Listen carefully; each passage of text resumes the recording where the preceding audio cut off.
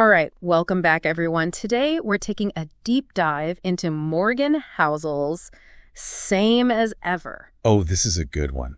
It is. Have you read it? I have, yeah. It's kind of a fascinating look at how certain patterns in history and in business and even in human nature, they just keep repeating themselves. Yeah. You know, it's almost like there are these hidden laws right. that are governing how things work, even when everything feels like it's changing constantly. Absolutely. And what I think Housel does really well is he shows how recognizing those patterns can actually give you an edge. Yeah. Not just in kind of understanding the past, Right. but also like how to make better decisions today. Exactly. Yeah. And he tackles this idea right from the start that we're terrible at predicting the future. Oh, we are. Especially the events that end up mattering the most. Yes. Like the big surprises. The three big ones. That really throw everything off course. Yeah. It's ironic, isn't it? Because like we tend to think we're so smart, so good at analyzing data and trends and everything. But as Housel points out, we're really good at predicting things that have already happened. Right. Like, we're really good at hindsight. Yes, the hindsight bias. The hindsight bias, exactly. It's like after the 2008 financial crisis, everybody was like, oh, well, that was so obvious. Right, yeah. But how many people were really sounding the alarm back then? Very few. And he uses the example of The Economist magazine. Right. You know, they publish those, like, annual predictions every year of what's going to happen. Yeah. And in both 2020 and 2021, they completely missed the two biggest events. Wow. COVID and the war in Ukraine.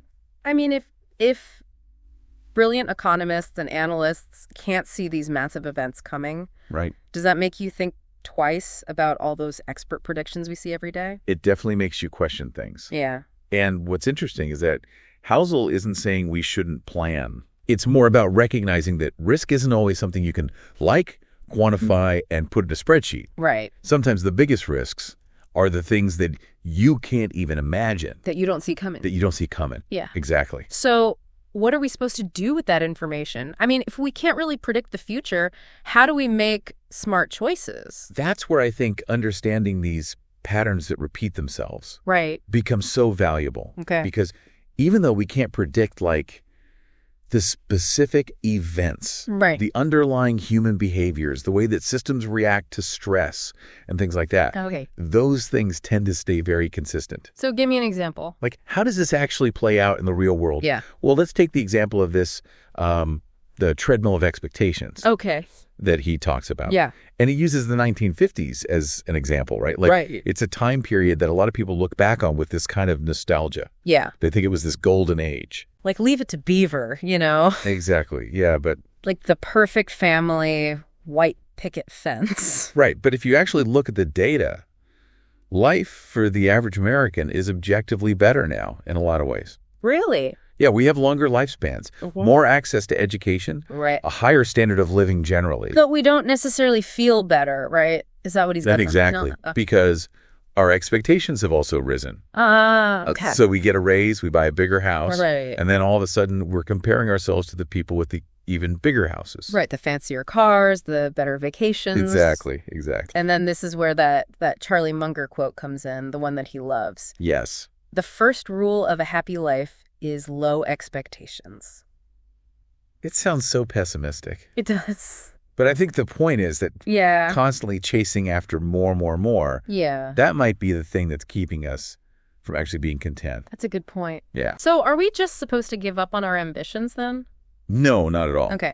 I think it's more about being aware of that treadmill and finding ways to kind of step off it from time to time. Okay. And appreciate what we have rather than just always focusing on what we lack. So recognizing these patterns helps us manage our expectations. Exactly. And make choices that actually lead to genuine happiness, not just, I'm going to get this thing and then I'll be happy. Right. Because then you get the thing and then you're like, well, now I need the next thing. Exactly. And this applies to a lot of areas of life too, not just like personal happiness. Yeah. But also how we approach investing, how we build businesses. Right. Even how we understand history. Okay, so I'm starting to see the bigger picture here. It's less about predicting specific events. I think so. And more about understanding the underlying forces that really shape the outcomes. Exactly. And he uses this this really interesting comparison. Okay. He talks about these unique minds to illustrate this point. Yeah. And he says that the very traits that make people wildly successful can also be their biggest weaknesses. Okay, that's fascinating. Yeah. Give me an example. So he talks about Eliud Kipchoge.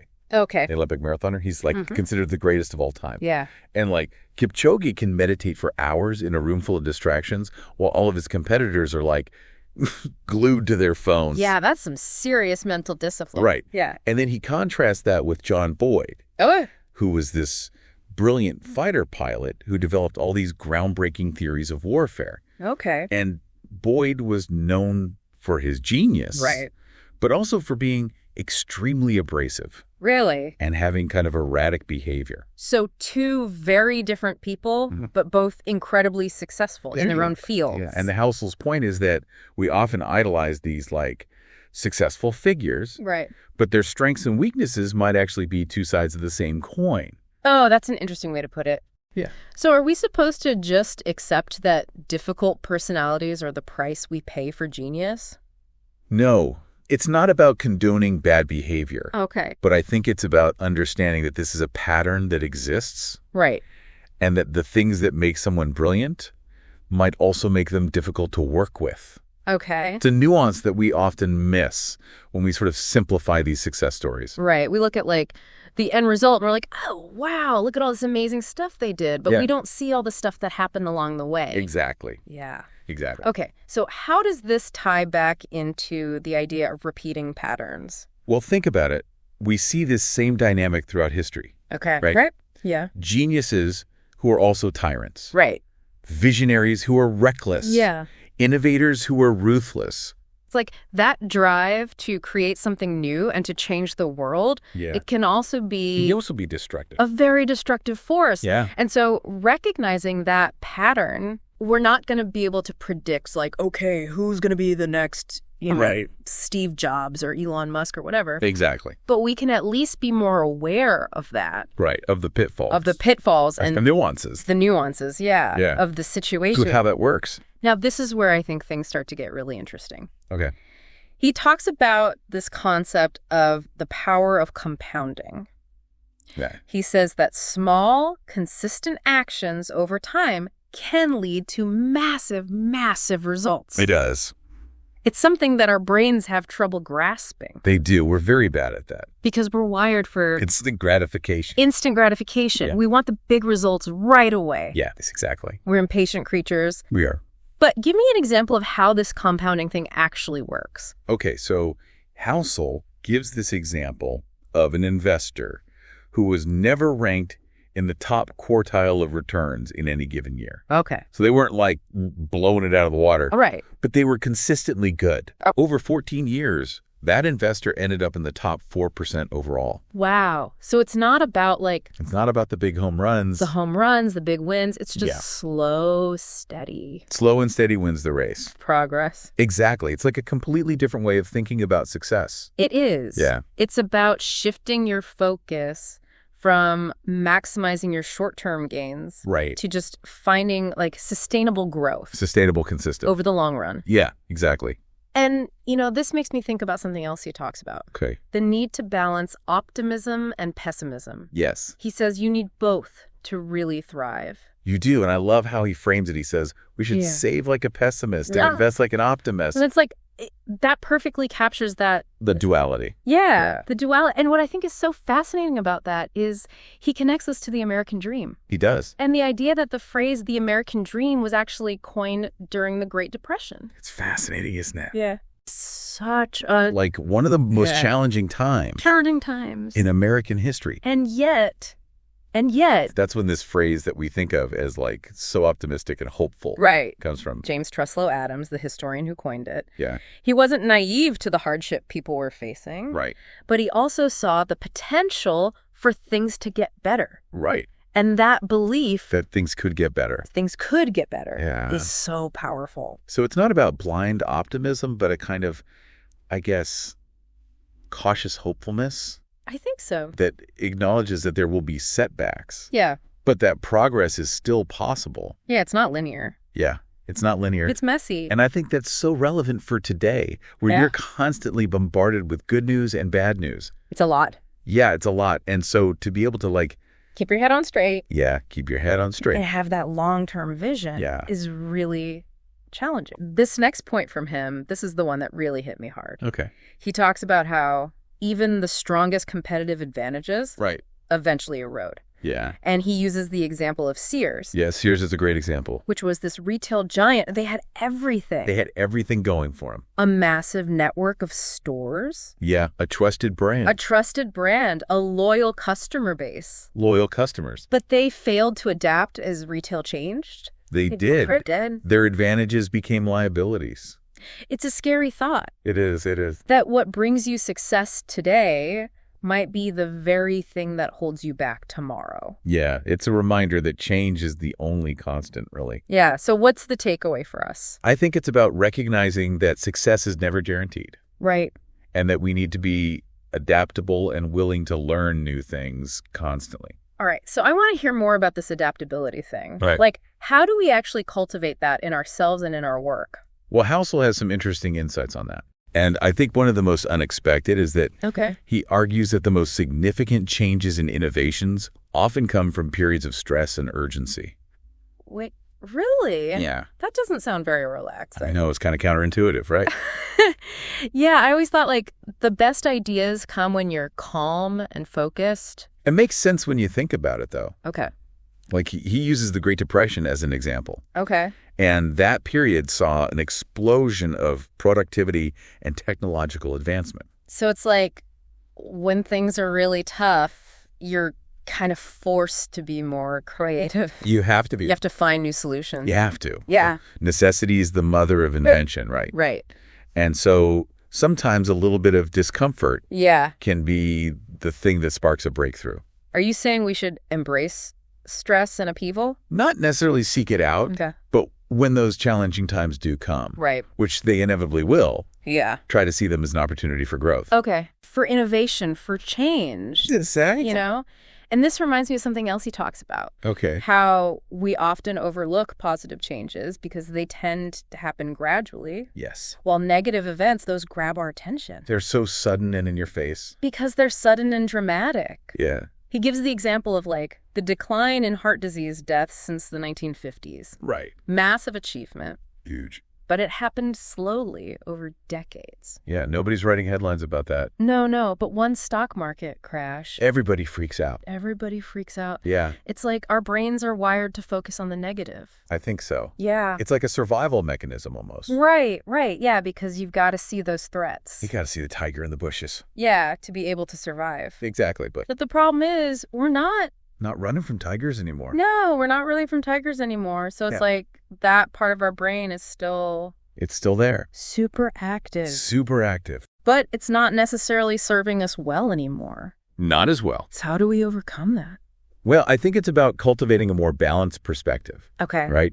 It's like celebrating the progress, even when it's incremental. Right. And recognizing that even during challenging times, there are positive trends happening underneath the surface. Okay, all of this is great stuff. Yeah. But I'm feeling a little overwhelmed by all this talk of, like, change and uncertainty. It can be a lot. It can be a lot. It's a lot to process. Is there anything we can do to make it feel a little less daunting? Well, I think one of the things that's so empowering about this book is that he doesn't just point out the challenges. Okay. He offers some strategies for navigating them. Okay. And one of those is to be aware of the allure and the danger of shortcuts. The shortcut. Yeah. Yeah, that's so tempting. It is. Like, we all want that easier, faster way to get where we want to go. We want the magic pill. Yeah, the magic pill, the hack. The hack, yeah. But, you know, as he points out, shortcuts often lead to unforeseen consequences. They do. He uses the example of the Donner Party. Right. Who tried to save, like, a couple of days on their journey to California and ended up, resorting to cannibalism. Yeah, it's a pretty extreme example. Yeah. But I think the point is well taken. The point is well taken. That sometimes that longer, more arduous path is actually the wiser choice. I think it often is. Yeah. It's about recognizing that there's value in the process. Right. In the challenges, in the lessons you learn along the way. So patience and resilience are key. Absolutely. And that actually brings us to another one of his kind of counterintuitive insights. Okay. Which is that embracing a little bit of inefficiency can actually be beneficial. Wait, inefficiency? I know, right? I thought we were all about optimizing. Yeah, we're all about, like, life hacks. Life hacks, streamlining. Six Sigma. Yeah. You know? But he's saying that that can actually be a detriment. He thinks that we often strive for perfect efficiency. Okay. But that a little bit of what he calls slack can be incredibly valuable for creativity, for problem solving, even for our well-being. I'm intrigued. Tell me more about this slack. Okay, slack. So he mentions this psychologist, Amos Tversky, who believed that like a little bit of underemployment allows for this valuable thinking time. Interesting. Right. It's like giving your mind space to wander, to make connections, to come up with new ideas. So instead of cramming our schedules full, yes, we should actually be scheduling in downtime. Exactly. Interesting. It's recognizing that sometimes the most valuable work happens outside of our structured work schedules. Okay. It's in those moments of quiet reflection, of letting our minds wander, that we often have our biggest breakthroughs. So it's like giving yourself permission to be a little less efficient. Exactly. Yeah, exactly. I like that. And this ties in nicely with another point he makes, which is that simple is often better. Oh, yeah. We're drawn to complexity. Right. We think that signifies intelligence. Right, yeah. But simple solutions are often more effective. Right. Even if they don't feel as impressive. It's like, keep it simple, stupid. Yeah. Right. Yeah, but why are we so drawn to complexity? I think he puts it really well. He says, okay. The sore truth is that complexity sells better.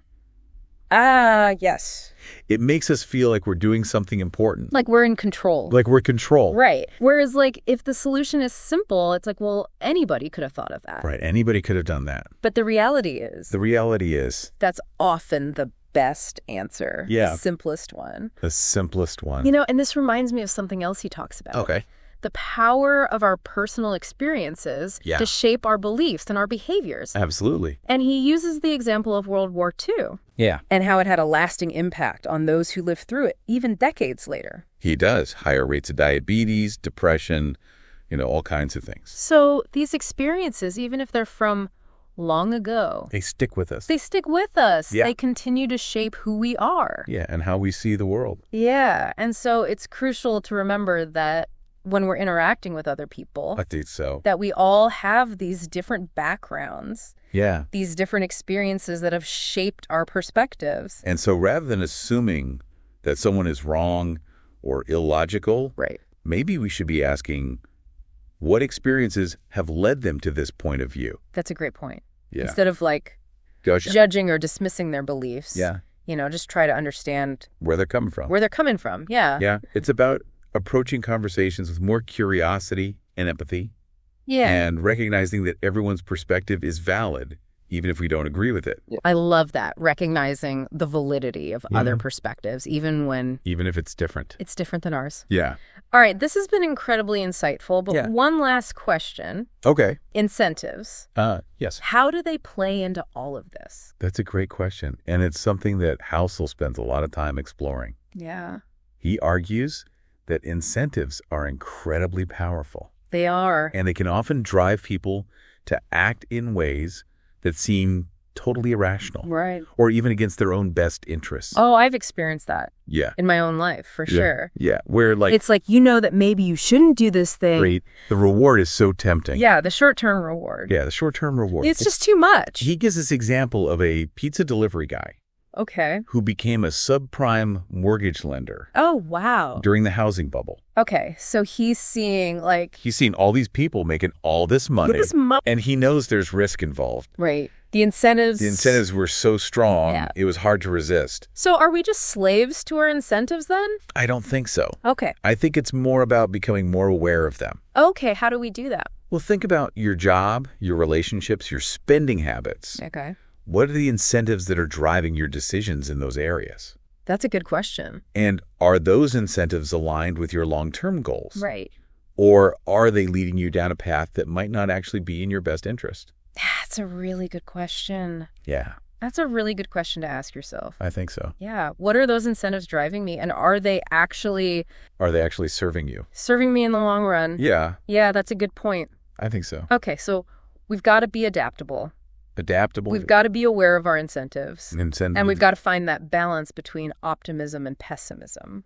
That duality. Yeah. That's kind of the through line of the whole book, I think. It is. It's like you need both. You need both to be able to really thrive. You need both to see the world clearly. Yeah, and not get too caught up in either extreme. Exactly. And that's, I think, a really challenging thing to do. It is. It's a practice. It is. Yeah. Especially in today's world where there's so much noise. So much noise coming from all directions. Yeah.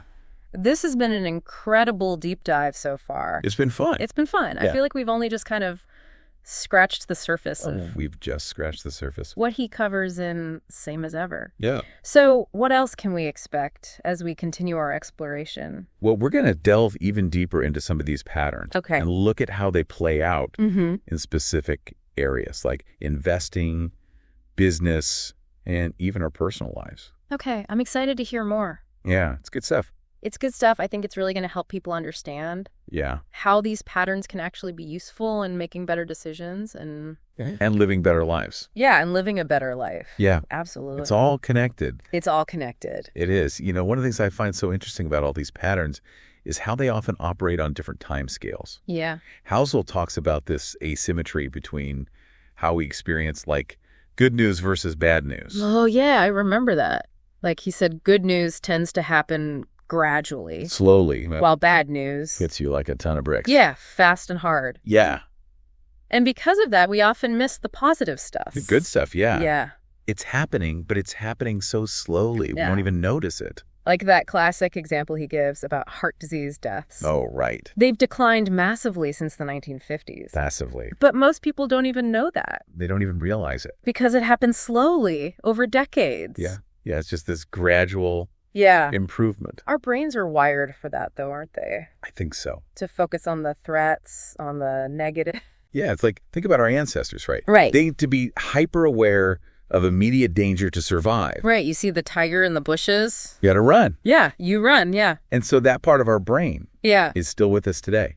But we're not running from tigers anymore. Not so much, no. So how do we get past that then? Well, I think it's about recognizing that negativity bias is there. Okay. And then trying to cultivate a more balanced perspective. Okay. So it's like celebrating the progress, even when it's small and incremental. Right. And remembering that even during difficult times, there are good things happening. Right. You just have to look for them. Yeah, like focus on the good stuff, not just the bad stuff. Yeah. But exactly. Like choose to see the flowers instead of the weeds. Yeah, I like that. And this ties in with something else that I thought was interesting. Oh.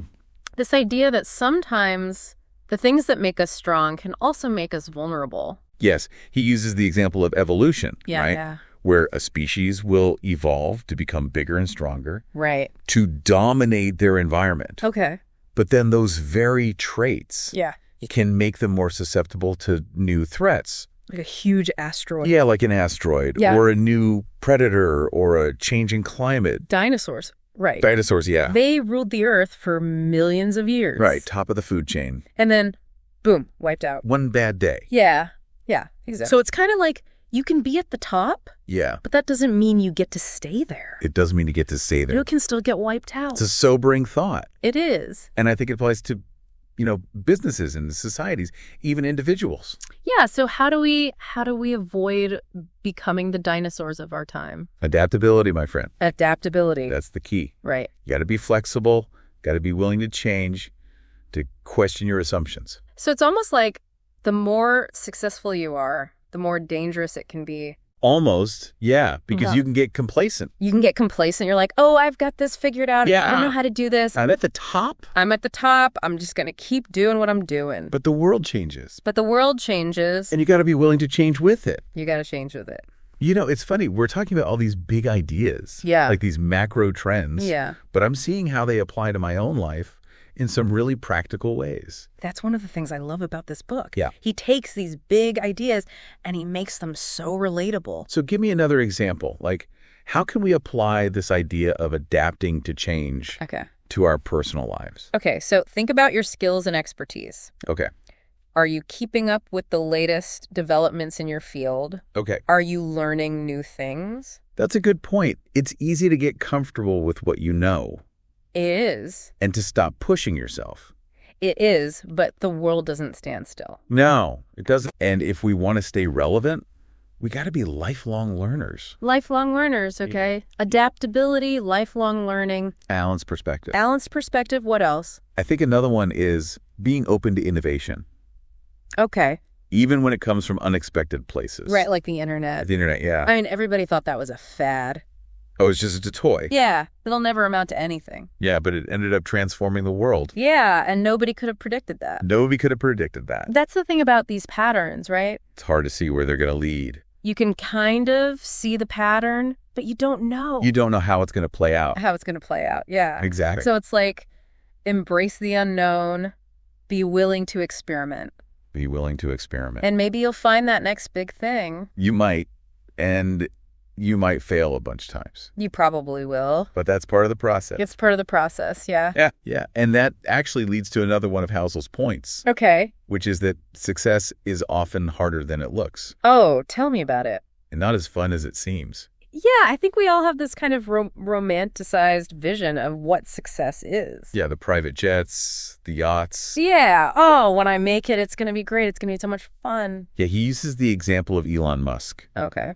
Who's obviously achieved incredible success. Yeah. But he's also talked about the sacrifices he's made. Right, like the crazy hours. The long hours. Yeah. The stress, the pressure. Yeah, it's not all fun and games. It's not all fun and games, yeah. Yeah. So I guess the point is, success comes at a price. It does. And you have to be willing to pay that price. You got to be willing to pay it, and you got to be honest with yourself about whether it's worth it. Yeah, like maybe instead of chasing these external markers of success, maybe it's more about just building a life that's meaningful to you. I think so. Whether it fits the conventional definition of success or not. Yeah, and I think that ties into another point he makes. Okay. Which is that we often focus too much on the short term. Oh, yeah. And not enough on the long term. I'm guilty of that. Yeah, we all are. I get caught up in the day-to-day, Right. and then I lose sight of the bigger picture. It's easy to do. He uses the example of investing. Okay. Where people chase quick returns. Right. And end up making really impulsive decisions. Right. I gotta get rich quick. Yeah, get rich quick schemes. Yeah. And it's like that classic marshmallow experiment, right? Oh, yeah, where they put the marshmallow in front of the kids. Yeah, and the kids who could delay gratification ended up being more successful later in life. Yeah, so maybe it's like sometimes you got to be willing to wait for the bigger reward. I think so. Even if it means sacrificing a little bit in the short term. And it applies to all areas of life. Right? Yeah, not just finances. Health, relationships, your career. So it's like, are we making choices that are good for the future us? Exactly. Or are we just trying to feel good right now? Yeah, good question. It's a good question to ask yourself. Okay, so focus on the long term, be open to innovation, and remember that success isn't always what it's cracked up to be.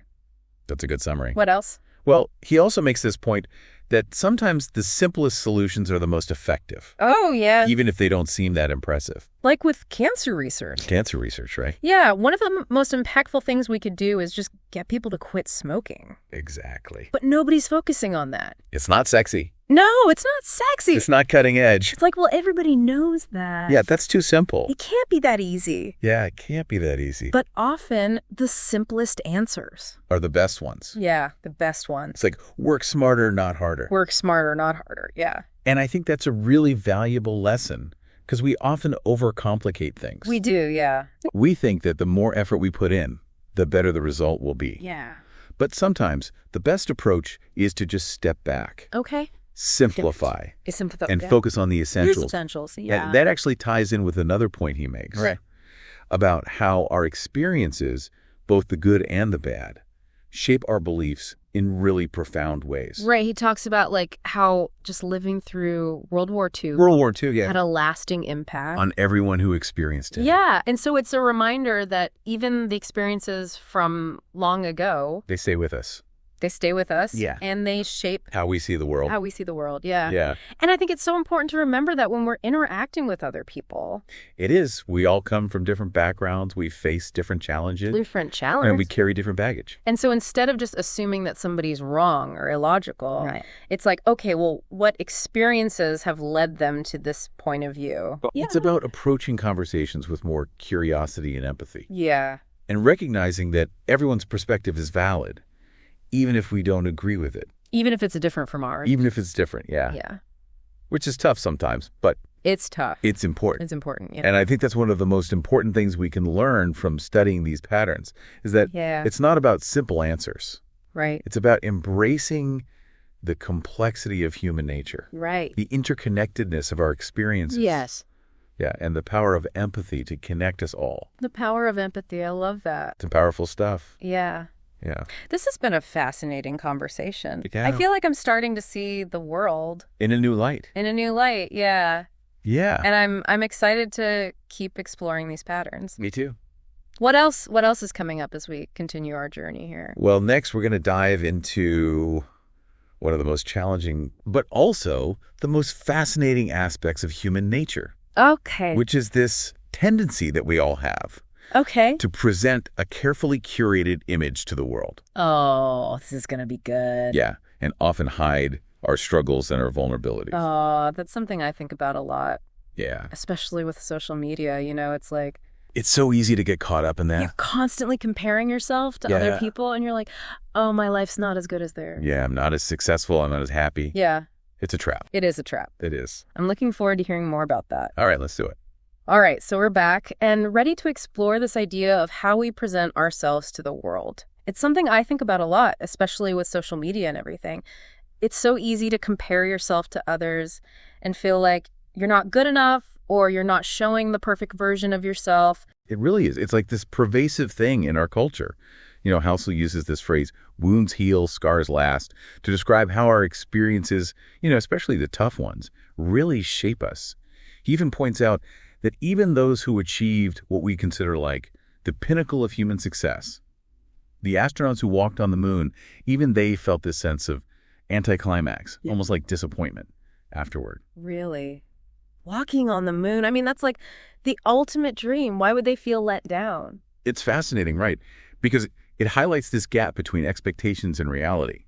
We build up these massive achievements in our minds, thinking they'll bring lasting happiness and fulfillment. Really? But like Housel says, our desires and expectations, they kind of shift over time. And even achieving something as extraordinary as walking on the moon, it doesn't magically erase that human tendency to want more, to strive for the next thing. So it's like, even when we reach the mountaintop, we're already looking for the next peak to climb. It makes you wonder if true contentment is even possible. It's a big question, for sure. And I think Housel would argue that contentment comes not from some external marker of success, but from living in alignment with our values and finding meaning in the process, in the journey itself. Makes sense. It's not about the destination, but the path we take to get there. Speaking of paths, Housel uses a pretty intense example to illustrate how we justify our actions, even when they might be, well, unethical. He talks about this guy who went from delivering pizzas to dealing drugs. The guy rationalized it by saying he could make more money in less time. It's a stark example of how our minds can rationalize almost anything, especially when we're driven by these powerful incentives or, sometimes just desperate circumstances. It's kind of unsettling, isn't it, to think that we're all capable of convincing ourselves that something is okay, even when deep down we know it's probably wrong. It is unsettling, and I think it's a good reminder to be honest with ourselves about our motivations. Really examine the forces that are shaping our decisions. Because sometimes good people can make bad choices, especially when those incentives are strong. This makes me think about something else. Housel brings up how our experiences, especially those with hardship or trauma, really impact how we see the world. He uses the example of people who lived through the Great Depression. A lot of them develop this deep aversion to debt. Yeah, it shows how past experiences, both good and bad, leave this lasting impact on us. They shape our beliefs and our behaviors, sometimes for decades. It's so crucial to remember that when we're interacting with others, right, we all come from different backgrounds, have different challenges, different baggage we're carrying. Absolutely. It's about recognizing that everyone's perspective is shaped by their own unique journey. So instead of judging or dismissing someone's beliefs, maybe we should ask what experiences have led them to this point of view. That's such a powerful shift, to approach conversations with more curiosity, more empathy, to try and understand, not just judge. Exactly. And honestly, I think that's one of the most important things we can learn from looking at these repeating patterns. It's about recognizing the complexity of human nature, how our experiences are all interconnected, and the power of empathy to bridge the divides between us. That brings us full circle to this idea of presenting this perfect image to the world. If we can all start to embrace our own vulnerabilities, our imperfections, maybe it'll give others the space to do the same. I think you're onto something there. Housel talks about how, especially online, we're always trying to project this image of perfection. But it can actually be really isolating, you know? It prevents us from forming those genuine connections. It's like we're all wearing these masks, afraid to let anyone see the real us. What if we started taking those masks off? What if we were more authentic and vulnerable with each other? I think it would be transformative. When we share our struggles, our fears, our imperfections, it allows others to do the same. It creates a sense of shared humanity, of real connection that's so often missing. And maybe, just maybe, we can all break free from this need to constantly compare ourselves and strive for some impossible standard of perfection. I hope so. It all comes back to understanding these patterns, right? Not to control them or predict the future perfectly, but to use them as a guide, to see the world with more wisdom, more compassion, and to build that resilience. We need to face whatever comes our way. It's been such a fascinating journey exploring these ideas with you. I feel like I've gained a whole new understanding of human nature and the forces that shape our world. Likewise, it's been a pleasure. And I hope our listeners out there will keep diving deep, keep questioning, and keep discovering their own insights and connections along the way. Couldn't have said it better myself. To all our fellow deep divers out there, keep exploring, keep questioning, and keep embracing the complexity and beauty of this world we live in. We'll see you next time.